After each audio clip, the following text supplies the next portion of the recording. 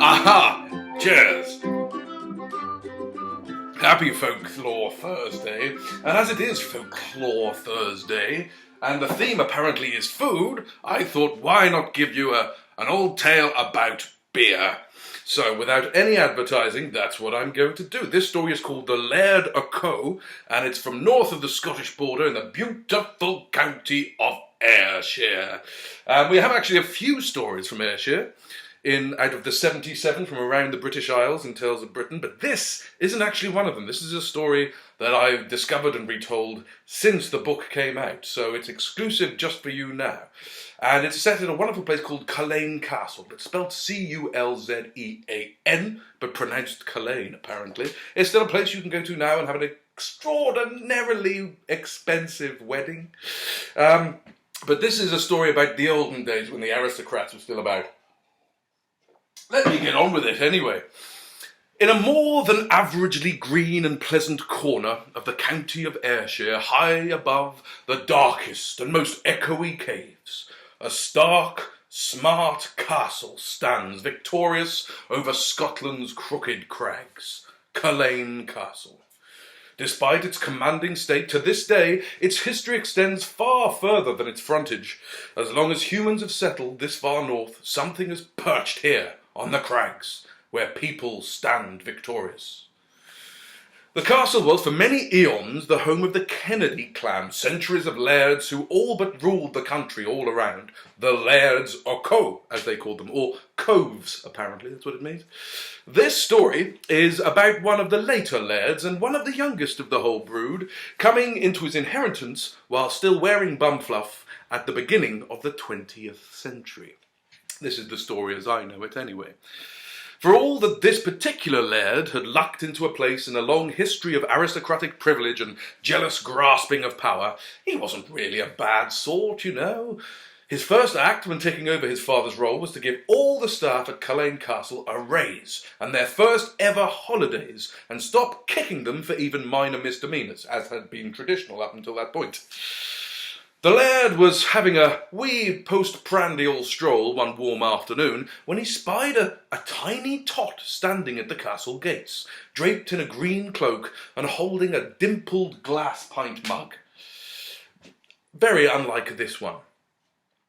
"Oh, sir, my laird!" a piping voice struck up. "Oh, hello there. May I be of any service, wee one?" As he neared, the tiny tot gazed up at the laird with the biggest, greenest, shining eyes, sparkling with brimming tears.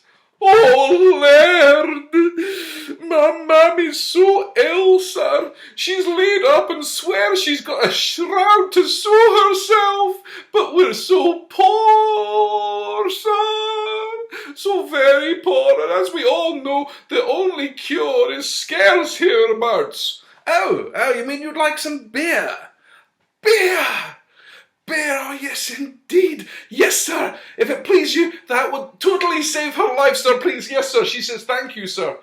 Well, the tiny wee one looked up at the laird with the biggest, greenest eyes again and flattered her lashes and batted those lashes and said, "Please." "Not in the least bit problematic, my dear wee thing. Come with me to the butler's pantry and all shall be well. We've got lots of beer. You shall leave here with a full and foaming mug." The head parlourmaid, Valerie, when she first saw this person, was slightly perturbed. The laird accosted her brightly. "Ah, dear Val, can you be an angel and let this wee child fill up the odd pint pot? Only the best beer, of course, our own Special Brew." The tiny tot marched up to the barrel's tap, and Val, kind woman as she was, turned it on with a smile. "Say when," the laird said. Cool nut-brown froth began to fill the mug, and a smile at last landed on the face of the weeping wee one. Smiles were smiled all round, eyelines caught, eyebrows raised, throats cleared. Still, the beer sploshed into the mug, It was a fair while before anyone actually said anything, because the Laird and Valerie were standing, jaws dropped and eyes popped at the impossibility of what they were looking at. The beer just kept splushing and splashing into the mug, and the mug was never filled, no matter how long this could. "Sir," Valerie finally said. "Isn't it a lovely afternoon?" the Tiny Tot said. "But, sir," Valerie repeated. "No, no," the Laird shrugged quizzically. "A full and foaming mug was what I promised. Let it flow." "I like a nice pint. Well, I mean, my mother likes a nice pint." "Well, you know," the Tiny Tot grinned and winked at the Laird. And the beard still flowed on. Beer, beer, beer. The cask was emptied. The beer just kept on coming. Valerie glared at the Laird, astonished, as the beer gushed and glolloped away. "We will keep on filling this mug, and if it should take a whole cellar full of ale, every single barrel there, I have given my word." It was a full, fresh barrel that they started, and this went on for some time. But eventually the barrel's dregs were reached, and suddenly, bloop, the glass was finally filled, and the Tiny Tot saluted them both in thanks.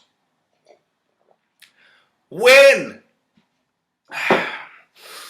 "You're a gent, Laird, you're a lady, Valerie. Thank you very much," he tootled. "Mother will be so pleased. And alive! Cheery bye."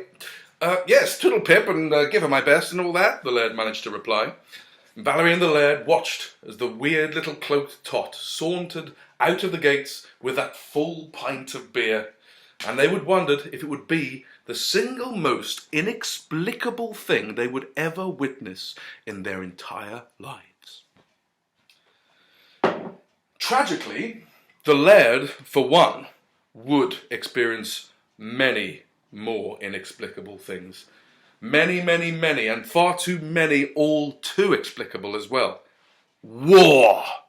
Country clashing against country, bleeding out millions of lives with every battle's blow. This is one of the rare times when one of the tales of Britain comes over the seas to Belgium. The British had seen war in Flanders, North Belgium, for many a century, in medieval times and further back. And there, in Flanders, the young Laird found himself called up to fight for king and country on the same stretch of earth as his ancestors had spilled their blood so many centuries ago. But never in any past century was war fought as catastrophically and calamitously as this war of machines and mud which carved Flanders into bizarre sculptures of death, barbed wire and filth. The poor Laird had never really set his sights on the military. He wasn't sort of the type, but as a good knob, he decided he had to do his bit and pledged his life to the regiment for as long as the Great War raged. And for him, it seemed, his Great War was going to end with a bullet in the head in a burned-out stone barn, captured by the enemy forces after a bungled raid one gold-tinged dawn.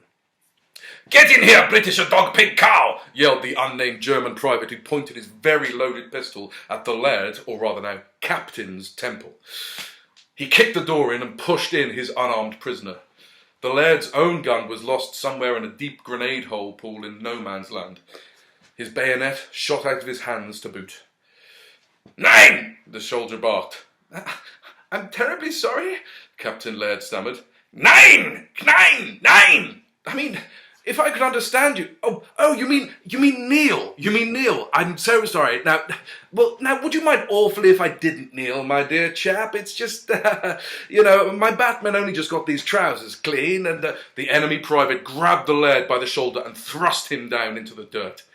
He aimed his gun at the back of the Laird's head. He twitched his eye. And then he suddenly launched himself at 300 miles per hour through the charred roof, screaming as he flew.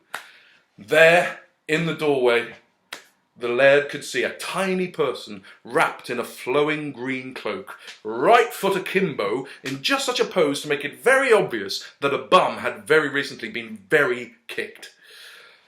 "Laird o'Co, rise and go," this small figure boomed. "Strange tiny wee tot person," Captain Laird cried, as the Tiny Tot, now sporting a very fetching little strawberry blonde beard, strolled into the house and admired the hole that the private had made on his upward trajectory. "The very same, my dear Laird. Well, I said I'd owe you one. One good turn deserves another. Take this for being so kind to my mother. Oh, and that's not by all means all, your lairdship." The wee fellow drew back his cloak, and out snapped the biggest, most beautiful shimmering green wings you have ever seen, panelled with every other colour in the spectrum like stained glass windows. As the remains of the roof of that old burned barn in Belgium tumbled away, the glorious winged fellow hummed into the air and let down a stout line from his midriff and hooked it around the Laird's shoulders. "Just relax your muscles and don't fret, Laird. You've done your bit and more. We're out of here." They rose into the sky, and the Laird just smiled with relief that he was on his way home at last. "This might help the journey pass, sir," said the wee one, handing down a full and foaming mug of nut brown ale. The Laird took a glug as he gazed down at the mud of Flanders scudding away beneath his feet, and was surprised to find that he could smile even further. Culzean Castle lay to the northwest. The end. And there you go.